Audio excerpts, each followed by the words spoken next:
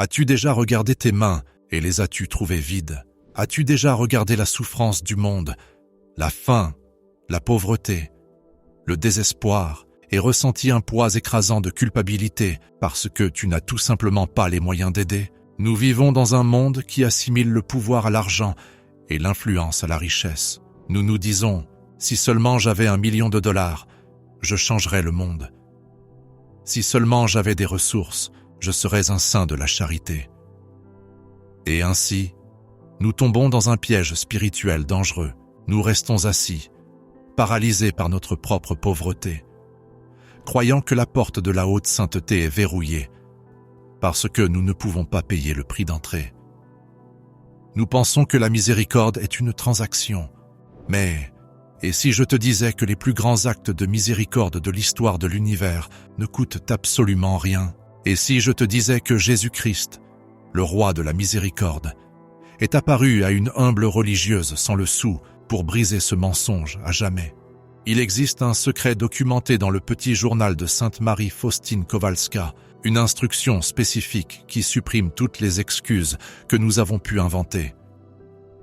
Dans un moment de profonde insécurité, alors que Faustine se sentait inutile parce qu'elle n'avait pas d'argent à donner aux pauvres, Jésus lui a parlé. Il ne lui a pas donné d'or. Il ne lui a pas donné de stratégie de collecte de fonds. Il lui a donné un commandement qui s'applique à toi dès maintenant, exactement tel que tu es. Il a révélé les 3 degrés de la miséricorde. Est-il possible que tu sois assis sur une mine d'or de puissance spirituelle, sans même le savoir? Selon la vision donnée à Sainte Faustine, la réponse est oui, et la méthode est plus simple que tu ne peux l'imaginer. Avant de déverrouiller ces 3 degrés qui changeront ta façon de vivre pour toujours, nous devons nous ancrer. Nous devons ouvrir les portes de nos cœurs pour recevoir cette vérité. Je t'invite dès maintenant à créer un sanctuaire de miséricorde dans les commentaires ci-dessous. Nous sommes une communauté d'âmes cherchant la lumière. Je te demande d'écrire les mots d'abandon les plus puissants. Jésus, j'ai confiance en toi. Et s'il y a une personne spécifique, un être cher, un ami ou même un ennemi que tu as l'impression de n'avoir pas su aider, écris son prénom à côté de ta prière. Plaçons-les ensemble sous les rayons de la miséricorde divine. Maintenant, retournons dans un couvent tranquille en Pologne pour découvrir la solution que Jésus a donnée à une âme qui sentait qu'elle n'avait rien à offrir. La crise des mains vides. Nous devons d'abord comprendre la douleur qui mène à cette révélation. Sainte Faustine n'était pas une femme riche. C'était une religieuse dans une congrégation au service des femmes et des jeunes filles en difficulté. Elle menait une vie dure. Faustine travaillait souvent à la cuisine, au jardin ou à la porte. Elle voyait la pauvreté à la porte. Elle voyait les besoins des sœurs. Dans l'entrée 742 du petit journal, nous la trouvons dans un état de détresse spirituelle. Elle écrit sur son désir d'être miséricordieuse, mais elle se sent limitée. Elle regarde son manque de biens matériels et pense « Comment puis-je être un reflet de la miséricorde de Dieu si je n'ai rien à donner ?» C'est une question qui hante beaucoup d'entre nous. Nous voyons un sans-abri et passons notre chemin parce que nous n'avons pas d'espèces. Nous voyons un membre de la famille noyé sous les dettes et nous nous sentons inutiles parce que nous ne pouvons pas faire de chèque. Faustine apporte ce cœur lourd à Jésus. Elle s'attend à du réconfort, mais ce qu'elle reçoit est une correction. C'est une correction aimante, mais elle est ferme. Jésus lui dit « Ma fille, tu dois toujours faire preuve de miséricorde envers ton prochain. Tu ne dois pas t'y soustraire, ni chercher à t'en excuser ou à t'en justifier. Écoute cette urgence, tu ne dois pas t'y soustraire. » Il lui dit que son manque d'argent n'est pas une excuse. Il lui remet alors la clé, les 3 degrés de la miséricorde. Il dit « Je te donne 3 moyens d'exercer la miséricorde envers le prochain. Ces 3 moyens sont une échelle, ils sont une progression. Et il est intéressant de noter qu'ils commencent par le tangible pour aller vers le spirituel. Gravissons cette échelle ensemble en commençant par le 3e degré, le plus visible, pour aller vers le premier, le plus puissant. Numéro 3. L'acte de miséricorde. Lorsque Jésus parle du 1er degré dans le journal, il parle de l'acte de miséricorde pour les besoins de notre compte à rebours vers la puissance spirituelle ultime. Nous appellerons cela le numéro 3. Jésus a dit à sainte Faustine, premièrement, l'acte de miséricorde, de quelque nature qu'il soit. Nous comprenons souvent mal ce qu'est un acte. Nous pensons qu'un acte de miséricorde doit être héroïque. Nous imaginons courir dans un immeuble en feu, ou voyager vers une terre lointaine pour construire un orphelinat, ou faire don d'une aile à un hôpital. Parce que nous ne pouvons pas faire ces choses immenses, nous ne faisons rien. Nous laissons les jours filer, sans un seul acte de charité. Mais regarde comment Jésus l'a formulé, l'acte de miséricorde, de quelque nature qu'il soit. Il recherche les micro-charités de la vie quotidienne. Faustine l'a compris. Il y a une belle histoire dans sa vie qui illustre parfaitement l'acte de miséricorde. Il ne s'agissait pas d'argent, il s'agissait de pommes de terre. Faustine était affectée au travail en cuisine. Sa tâche consistait à vider l'eau de la grande marmite de pommes de terre pour les repas de la communauté. Sa santé déclinait. Elle était ravagée par la tuberculose. La marmite était incroyablement lourde. Chaque fois qu'elle essayait de la soulever pour vider l'eau, ses bras tremblaient et elle sentait qu'elle allait s'effondrer. Elle essayait d'éviter la tâche, non par paresse, mais par faiblesse physique. Mais elle ne voulait pas être un fardeau pour les autres sœurs. Alors, elle a prié, elle a offert sa faiblesse à Dieu, et quand elle est allée soulever la lourde marmite, elle l'a trouvée légère comme une plume. Quand elle a enlevé le couvercle, au lieu de pommes de terre, elle a vu des bouquets entiers de magnifiques roses rouges. Jésus lui a dit, « J'ai changé un travail si dur en bouquet de fleurs magnifiques. » C'est l'essence de l'acte de miséricorde. C'est accomplir le devoir du moment avec un grand amour. Pour toi, l'acte de miséricorde peut ne pas coûter un sou. C'est le fait de faire la vaisselle quand ce n'est pas ton tour pour épargner ton conjoint fatigué. C'est s'arrêter pour aider un inconnu qui a fait tomber ses courses. C'est cuisiner un repas pour un voisin qui vient de se faire opérer. C'est le verre d'eau donné à celui qui a soif. Jésus a dit dans les évangiles, « Tout ce que vous avez fait à l'un de ces plus petits de mes frères et sœurs, c'est à moi que vous l'avez fait. » Il n'a pas dit tout ce que vous avez payé, il a dit tout ce que vous avez fait. Nous devons cesser d'attendre l'occasion parfaite pour être un héros. Le moment héroïque est maintenant, il est dans le quotidien. Le diable nous tente de rêver d'un avenir où nous sommes de riches philanthropes, afin que nous négligions la réalité présente où nous sommes des serviteurs. Jésus exige des actes. Il a dit explicitement à Faustine, « J'exige de toi des actes de miséricorde qui doivent découler de ton amour pour moi. » Note le mot « exige ». Ce n'est pas une suggestion, c'est une exigence de la vie chrétienne. Si nous avons la foi, mais n'avons pas d'œuvre, notre foi est morte. Mais que se passe-t-il lorsque nous sommes physiquement incapables? Et si tu es cloué au lit? Et si tu es malade, comme Faustine l'était à la fin de sa vie? Et si tu es enfermé ou paralysé? La miséricorde s'arrête-t-elle là? Non, cela nous amène au niveau suivant. Numéro 2. La parole miséricordieuse. Nous allons plus loin maintenant. Jésus a dit à Faustine. Deuxièmement, la parole miséricordieuse. C'est un domaine où beaucoup d'entre nous échouent, non pas parce que nous manquons de ressources, mais parce que nous manquons de maîtrise de soi. La langue, comme nous le dit saint Jacques, est une petite flamme qui peut embraser une grande forêt. Mais elle peut aussi être un fleuve d'eau vive. Tu n'as pas besoin d'argent pour parler de miséricorde. En fait, les paroles de miséricorde sont souvent plus précieuses que l'or pour une âme affamée d'amour. Il y a deux aspects à la parole miséricordieuse, ce que nous disons et ce que nous choisissons de ne pas dire. Premièrement, considère ce que nous disons. Nous vivons dans un monde au jugement sévère. Fais défiler ton téléphone, écoute les nouvelles, écoute les conversations au travail. C'est un torrent de critiques, de sarcasme et de cynisme. Pratiquer la parole miséricordieuse, c'est être un rebelle contre cette culture. C'est la parole de pardon quand tu as le droit d'être en colère. C'est la parole d'encouragement quand quelqu'un échoue. C'est la parole de vérité quand quelqu'un est confus.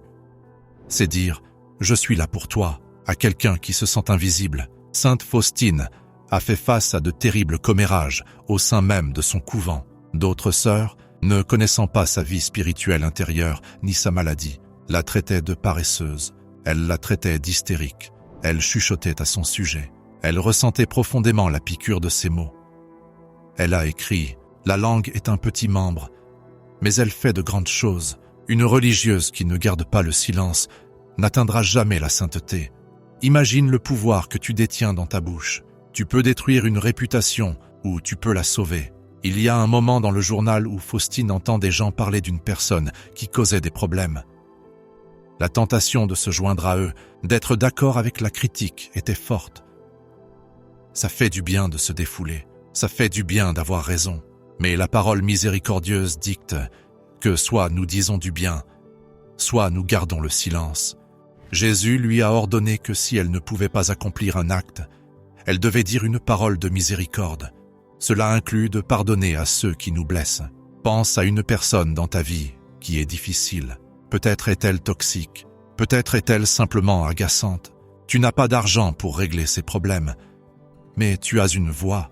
Tu peux prier pour avoir la grâce de lui parler avec douceur. Tu peux refuser de dire du mal d'elle aux autres. Il y a une vision que Faustine rapporte, où elle voit le jugement d'une âme, et ce qui pesait le plus lourd dans la balance, ce n'était pas seulement les grands péchés, c'était le manque d'amour dans ses paroles.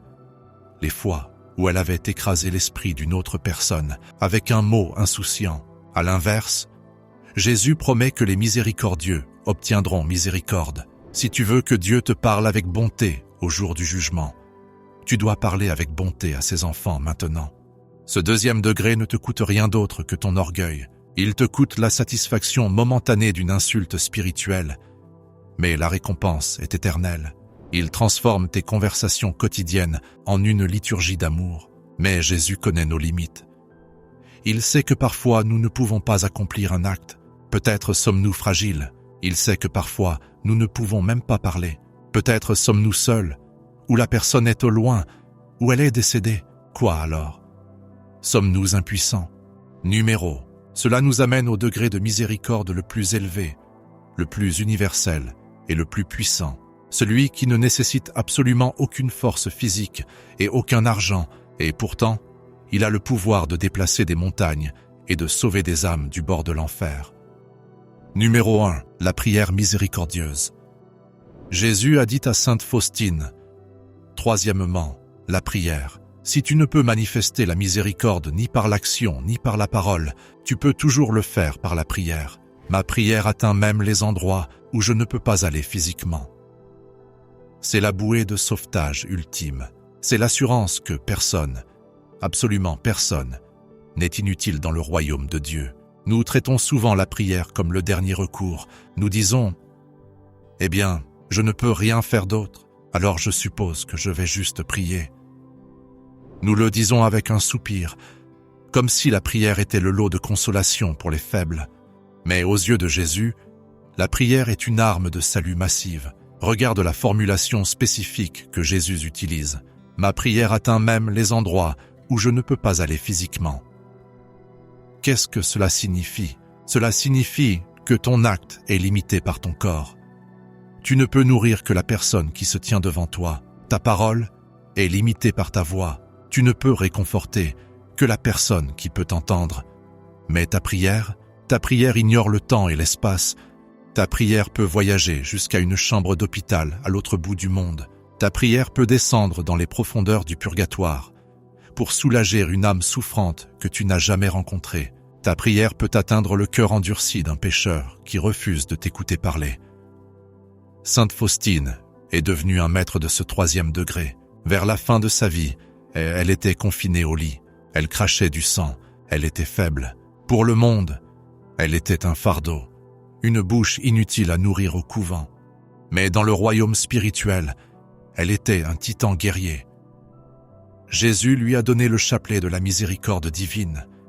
Il lui a dit « Dis sans cesse le chapelet que je t'ai enseigné. Quiconque le récitera recevra une grande miséricorde à l'heure de la mort. » Il y a un récit terrifiant et magnifique dans le journal où Faustine est réveillée par un orage. Elle voit l'ange de la colère divine, l'exécuteur de la justice divine, sur le point de frapper la terre à cause des péchés d'une certaine ville. La vision était horrible. Faustine a commencé à supplier l'ange de se retenir, mais ses paroles étaient impuissantes face à la justice de Dieu.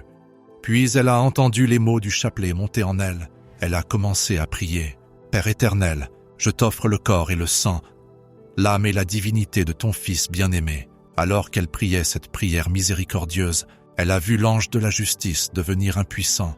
Il ne pouvait pas exécuter le châtiment. La prière d'une seule religieuse faible et sans le sou a retenu la main du jugement. Réalises-tu le pouvoir que tu as? Tu es peut-être âgé, assis seul chez toi. Tu as peut-être l'impression que la société t'a oublié.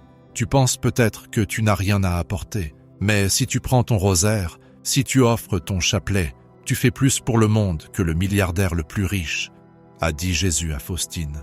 De cette façon, une âme amasse un trésor dans le ciel. Ce 3e degré répond également à la peur la plus profonde que beaucoup d'entre nous ont, la peur pour nos proches qui ont perdu la foi.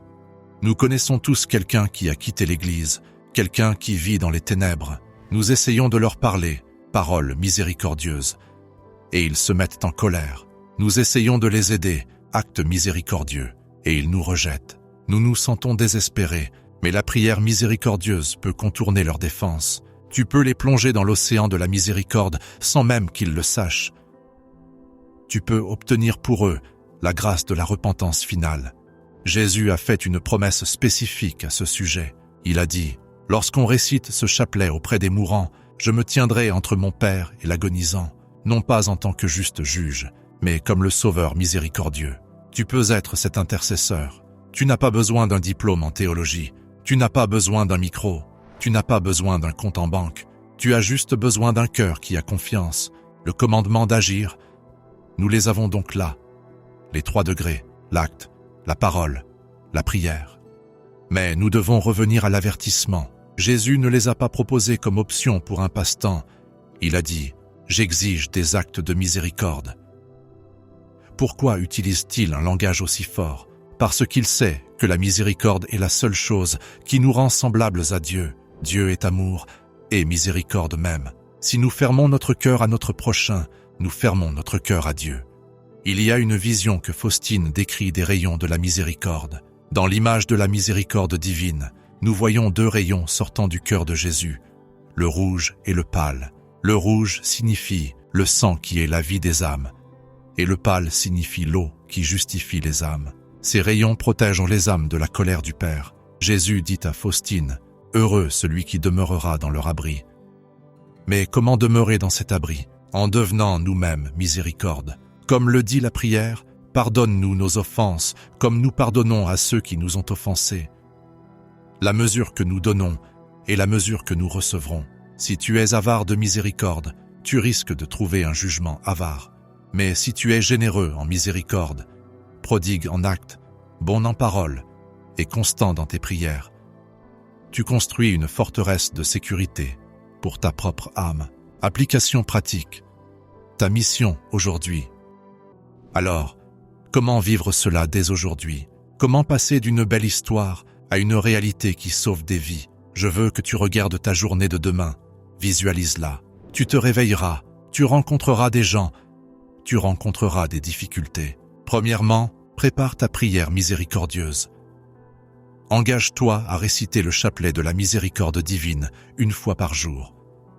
Cela ne prend que 7 minutes. Fais-le pour la personne qui t'agace le plus. Fais-le pour la personne pour qui tu t'inquiètes le plus. Établis cette base.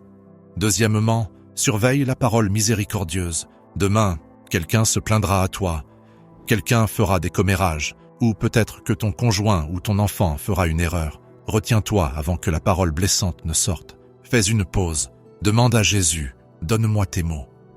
Choisis le silence plutôt que la critique. Choisis la gentillesse plutôt que la justesse. Troisièmement, chasse l'acte miséricordieux. Cherche les petites choses. Le déchet par terre, ramasse-le. La porte qu'il faut tenir, tiens-la. Le lourd fardeau que quelqu'un porte, soulève-le. Fais-le secrètement. Fais-le pour Jésus. Conclusion, l'océan de miséricorde. Mes chers amis, le diable veut que tu te sentes petit. Il veut que tu te sentes impuissant. Il veut que tu regardes ton compte en banque et que tu dises « Je ne suis rien ». Mais Jésus-Christ regarde ton cœur et dit « Tu es tout pour moi et tu peux être tout pour ton prochain ». Sainte Faustine a écrit « Ô mon Jésus, comme il est facile de devenir saint, il suffit d'un peu de bonne volonté ».